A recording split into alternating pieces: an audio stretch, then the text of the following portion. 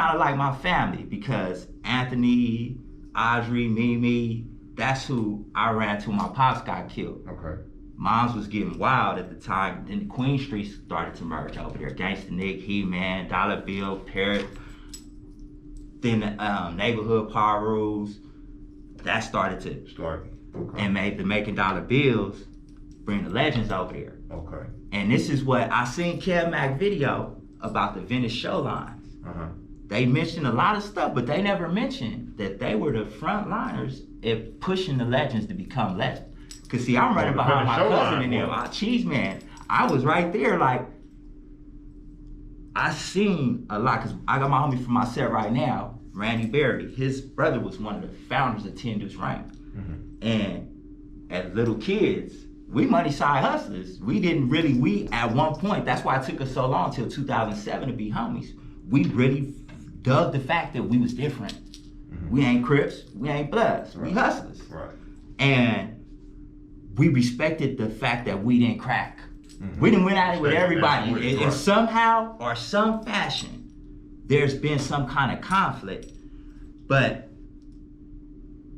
that's where a lot of people get, like I hear people talk behind my back. I'm just so mature and so above that. Now I don't even respond to it.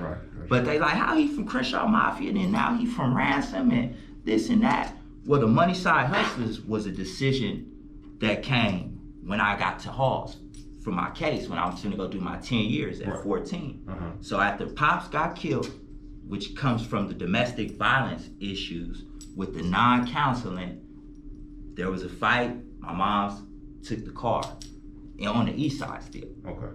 So Pops raced down there in the morning to Inglewood on that street first, 620 South Fur. Grabbed his shotgun, came beating on the door. So my family called the police, you know, he's crazy. Right.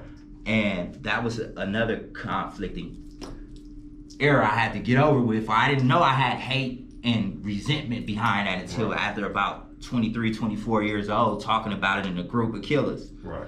So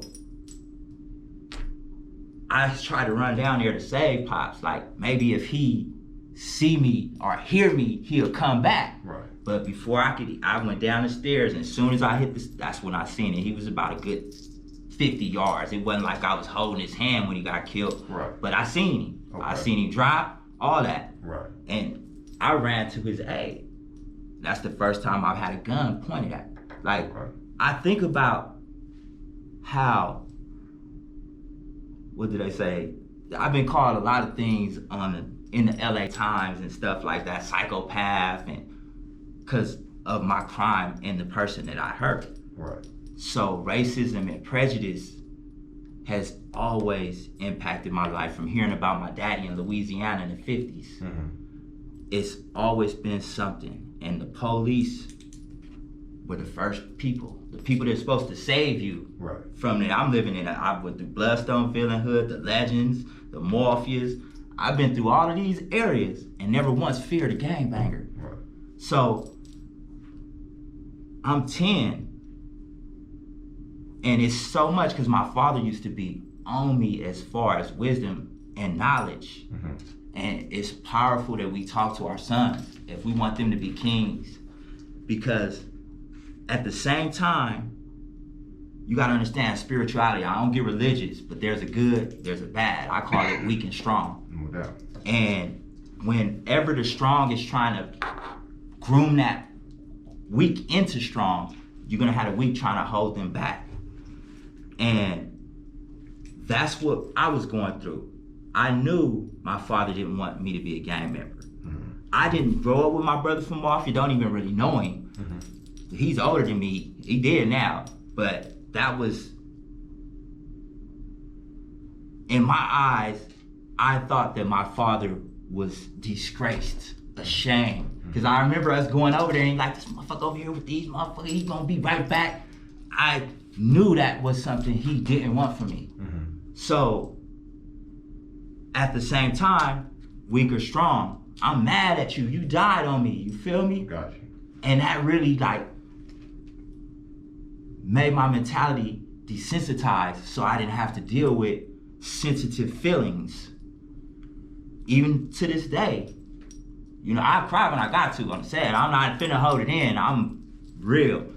But it's time for us to be strong. Ain't no question. Period. So let me take you back just a little bit. Let's go for it. So after Pops get killed by Inglewood police, then is that when you decided to turn on and turn up and come off the porch and really get busy?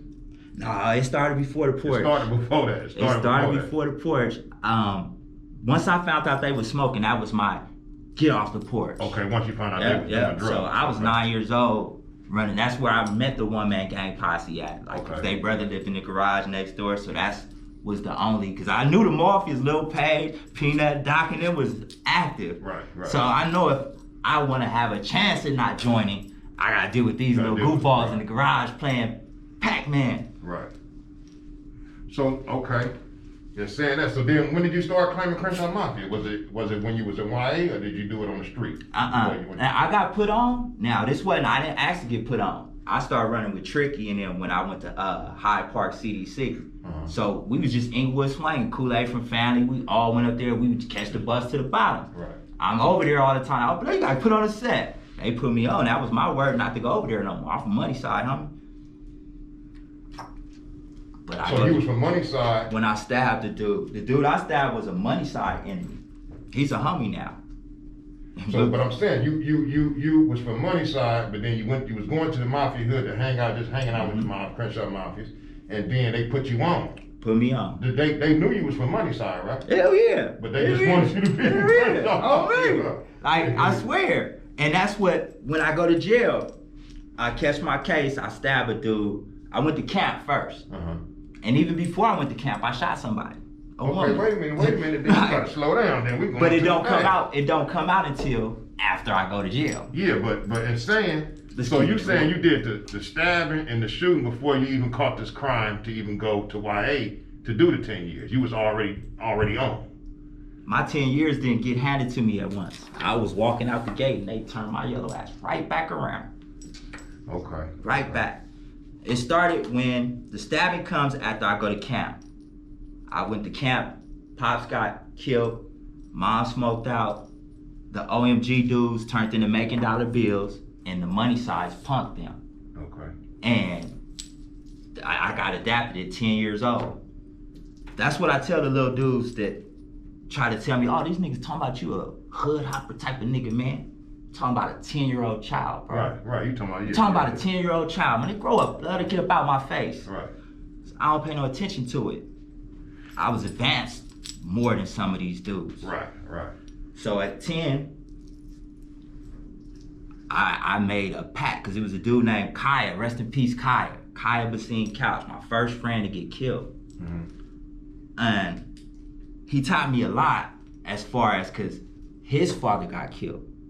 So then what he did is, he was with the Money Sides too, and he introduced me to Droopy, whose father got killed by the police. So it was like 3 of us whose father was murdered by the police. All by Inglewood police? All by, no. Kendall Daniels got killed on Crenshaw and Florence by 77th Division. Okay. And I don't even know who killed Kaya. That happened before I met him. Right. But it was East Coast, because they was East Coast, so but Money Sides. Right. It's like 8 Money Sides from East Coast. Okay. And they all went to Inglewood High. So it's like, where you want to be from? East Coast or Money Side? So look, at the time y'all went to Inglewood High School, did the Inglewood families know that y'all was affiliated with Crips? Ahmad and Amir, the twins. Yeah. See, a lot of homies, especially in YA, because I'm the Mafia. It wasn't like I went in like, I've been from Mafia my whole life. I don't never lie. I had a choice. The homie wanted me to be from Sinners. Homie wanted me from Blackstone. I'm like, I really got put on Crenshaw Mafia though. Like, I'm debating. I'm like, Lil B sound the realest. You feel me? Right. And at the same time, I see it as kind of like, damn, homie, where was your loyalty at? I've always been from Money Side, but every Money Side had another set. They had something, yeah. And once I got to the halls, the one cat not from our section, like Lil B, Slim from Neighborhood Power, Lil B from Mafias, Bisco from Sinners, Be Active Now. These people didn't make my ears get hot when they questioned me. But when this dude from Pacoima it was 3 performing power rules. All their name was Whack. And like I say, the homie Be Active was there with me. I have a witness to everything I say. And dude like really had it in for me. Now that he's on the YouTube thing, I hear certain things that I think, cause like it was some cats in there that I knew from East Coast. So I told him dudes I used to hang with the East Coasters, he used to get on my head a little hard. But he just told the YouTube dude like, oh, I could have been from East Coast.